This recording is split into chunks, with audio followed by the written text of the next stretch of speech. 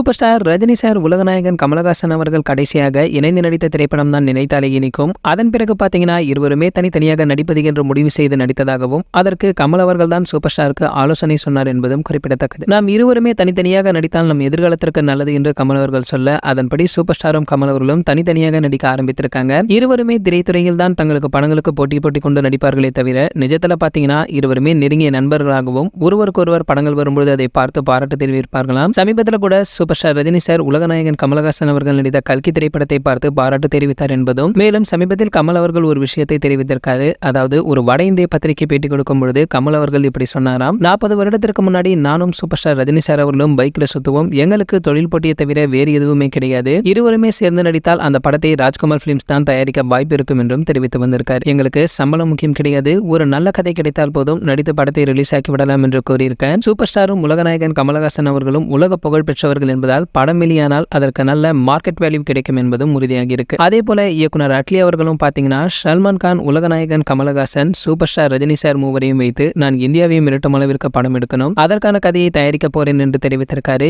இந்த படத்துல நடிக்கும் மூவருமே உலக புகழ் பெற்றவர்கள் என்பதால இந்த திரைப்படம் மட்டும் வெளியானால் உலகம் முழுவதுமே ஒரு நல்ல வரவேற்பை பெறும் என்பதில் ஐயம் கிடையாது. சரி, ஓகே, இது போன்ற சினிமா பிரபலங்களை பற்றி நீங்க உடனே தெரிஞ்சுக்க நம்மளுடைய சினிமா கொட்டை நம்ம சேனலை சப்ஸ்கிரைப் பண்ணிக்கங்க. பக்கத்துல உள்ள பெல் ஐகானை கிளிக் பண்ணிட்டீங்கன்னா நீங்க நம்ம வீடியோவை மிஸ் பண்ணாம பார்க்கலாம்.